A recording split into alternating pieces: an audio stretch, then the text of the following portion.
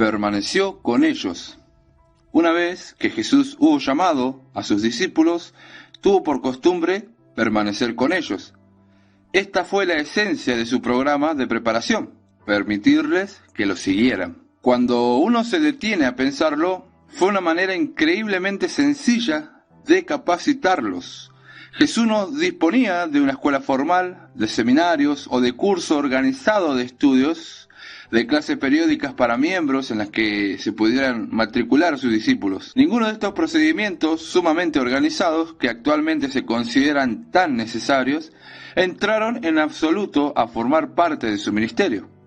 Por sorprendente que parezca, todo lo que hizo Jesús para enseñar a estos hombres su camino fue mantenerlos cerca de Él y serles escuela y programa de estudios. La natural informalidad de este método de enseñanza de Jesús contrastaba notablemente con el procedimiento formal, casi escolástico de los escribas. Estos maestros religiosos de su tiempo insistían en que sus discípulos siguieran estrictamente ciertos rituales y fórmulas intelectuales que los distinguían de otros. Jesús, por su parte, solo pidió a sus discípulos que lo siguieran.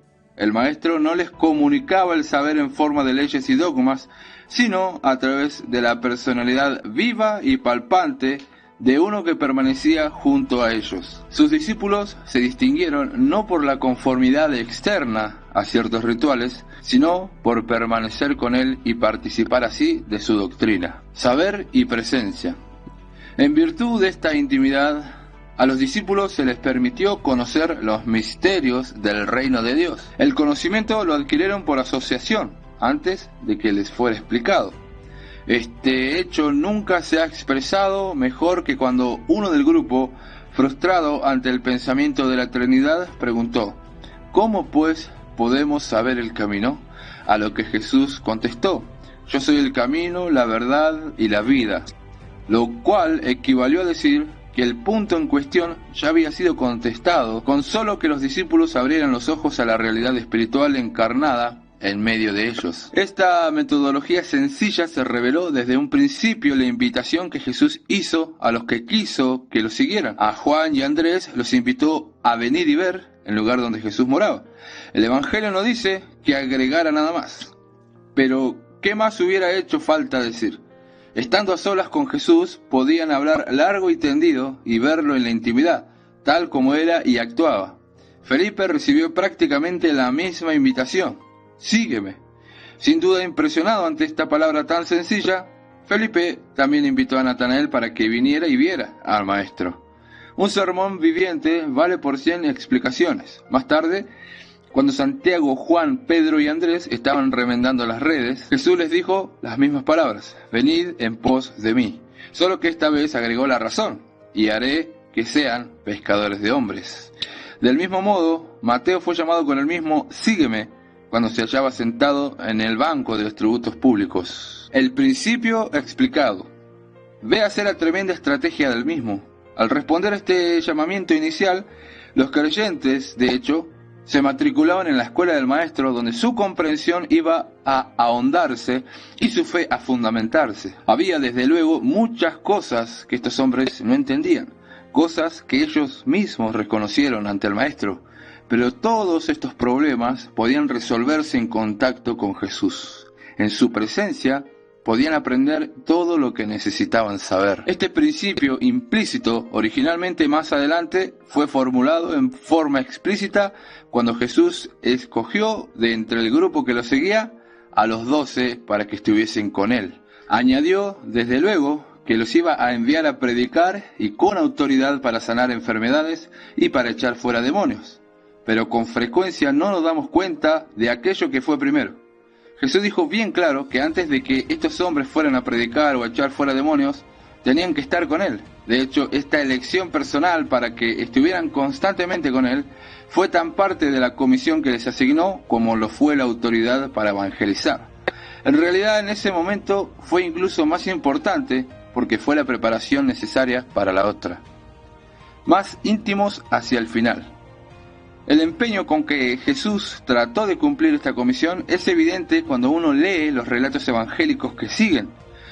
Contrariamente a lo que se podría esperar en el curso de su segundo y tercer año de ministerio, Jesús cada vez dedicó más tiempo a sus discípulos escogidos, no menos. A menudo los tomaba consigo a algún lugar montañoso de la región, donde apenas si era conocido, para así evitar lo más posible la publicidad. Fueron juntos hasta Tiro y Sidón en el noroeste, a la región de Decápolis, a la región de Dalmanuta, en el sureste de Galilea, y a las aldeas de Cesarea de Filipo, en el noroeste. Hizo estos viajes en parte debido a la oposición de los fariseos y a la hostilidad de Herodes, pero sobre todo porque Jesús sentía la necesidad de estar a solas con los discípulos. Más adelante, pasó varios meses con los discípulos en Perea, al este del Jordán. A medida que la oposición crecía, Jesús ya no andaba abiertamente entre los judíos, sino que se alejó de allí a la región contigua al desierto y a una ciudad llamada Efraín, y se quedó allí con sus discípulos. Cuando por fin le llegó el momento de ir a Jerusalén, en forma significativa, tomó a sus 12 discípulos apartes del resto y se dirigió hacia la ciudad. Cuando por fin le llegó el momento de ir a Jerusalén, en forma significativa, tomó a sus 12 discípulos aparte y se dirigió hacia la ciudad. Siendo esto así, no sorprende que durante la semana de la Pasión, Jesús casi en ningún momento perdería de vista a los discípulos. Incluso cuando oró a solas en el Getsemaní, sus discípulos se quedaron a distancia como de un tiro de piedra. ¿No sucede acaso lo mismo en las familias cuando se acerca la hora de la muerte para alguno de sus miembros? Cada minuto es precioso porque se percibe que la intimidad física pronto desaparecerá. Las palabras que se pronuncian en circunstancias así son siempre más preciosas. En realidad no fue sino hasta el final de la vida de Jesús que los discípulos empezaron a comprender muchos de los significados más hondos de la presencia suya entre ellos. Sin duda, esto explica por qué los escritores de los evangelios se sintieron impelidos a dedicar tanta atención a estos últimos días. De todo lo escrito acerca de Jesús, como una mitad sucedió en los últimos meses de su vida, y la mayor parte de ello en la última semana. El curso que Jesús siguió a lo largo de su vida se reflejó de una manera clarísima en los días que siguieron a la resurrección. Es interesante advertir que todas las 10 apariciones de Cristo después de la resurrección fueron a sus seguidores, en especial a los apóstoles. Según lo que la Biblia narra, ni a una sola persona no creyente se le permitió ver al Señor glorificado. Pero no es tan raro, no había que excitar a las multitudes con su espectacular aparición. ¿Qué hubieran hecho? Pero los discípulos, quienes habían huido desesperados después de la crucifixión, necesitaban que se les reavivara la fe y que se les confirmara en su misión al mundo. Todo el ministerio de Jesús giró en torno a ellos. Y así fue. El tiempo que Jesús dedicó a estos pocos discípulos fue tanto más en comparación con el que dedicó a otros, que no puede sino considerarse como estrategia premeditada. De hecho, pasó más tiempo con sus discípulos que con todos los demás juntos. Comió con ellos, durmió con ellos, habló con ellos durante la mayor parte de todo su ministerio activo. Anduvieron juntos por los caminos solitarios, fueron juntos a las ciudades, navegaron y pescaron juntos en el mar de Galilea, oraron juntos en los desiertos y montañas, y juntos dieron culto a Dios en las sinagogas y en el templo. Ministró a las masas. No se debe pasar por alto tampoco que incluso mientras Jesús se ocupaba de otros, los discípulos estuvieron siempre cerca para observar y escuchar. De este modo, el tiempo de Jesús producía dividendo doble. Sin descuidar su ministerio regular a los necesitados, mantuvo un ministerio constante para los discípulos al tenerlos siempre cerca. De este modo fueron adquiriendo los beneficios de todo lo que decía y hacía a otros, además de las explicaciones y consejos personales que le daba. Lleva tiempo. Una asociación íntima y constante de esta índole, desde luego, implicó que Jesús prácticamente no dispusiera nunca de tiempo para él. Como niños que exigen la atención de su padre, los discípulos estaban siempre a los pies del maestro. Incluso cuando se retiraba para sus devociones personales, se veía sujeto a interrupciones de los discípulos. Pero Jesús no hubiera querido otra cosa. Deseaba estar con ellos, eran sus hijos espirituales. Y la única forma en que un padre puede educar a su familia en forma adecuada es estando con ella. El fundamento de la consolidación. Nada es más obvio y, sin embargo, se olvida más que la aplicación de este principio. Por su misma naturaleza, no llama la atención y uno tiende a pasar por alto los lugares comunes. Pero Jesús no quiso que pasara inadvertido para sus discípulos. Durante los últimos días de su vida, el Maestro sintió especial necesidad de cristalizar en la mente de ellos lo que había estado haciendo. Por ejemplo, en una ocasión, dirigiéndose a los que lo habían seguido por 3 años, Jesús dijo: «Y vosotros daréis testimonio también, porque habéis estado conmigo desde el principio». Sin jactancia y sin que el mundo se diera cuenta, Jesús daba a entender que había estado preparando a hombres para que fueran testigos suyos después de que se hubiera ido. Y el método que siguió para ello fue simplemente el de estar con ellos. En realidad, como dijo en otra ocasión, por haber permanecido con Él en las tentaciones, fueron escogidos para ser líderes en su reino eterno, en el que iban a comer y beber a su mesa y a sentarse en tronos para juzgar a las 12 tribus de Israel. Sería erróneo concluir, sin embargo, que este principio de consolidación personal se puso en práctica solo en el caso del grupo apostólico. Jesús se concentró en estos pocos escogidos, pero en grados distintos manifestó la misma preocupación por otros que lo siguieron. Por ejemplo, fue en la casa de Zaqueo, después de que éste se hubo convertido en la calle de Jericó, y pasó unas horas con él antes de abandonar la ciudad. Después de la conversión de la mujer junto al pozo en Samaria, Jesús permaneció por 2 días en Sicar para instruir a los hombres de esa comunidad que creyeron en él por la palabra de la mujer. Y como resultado de esa asociación personal con ellos, creyeron muchos más. No por el testimonio de la mujer, sino por lo que ellos mismos oyeron de los labios del Maestro. A menudo alguien que reciba alguna ayuda del Maestro se unía al grupo que seguía a Jesús, como por ejemplo Bartimeo. De este modo, muchos se unieron al grupo apostólico, como lo demuestran los 70 que andaban con él en la parte final de su ministerio en Judea.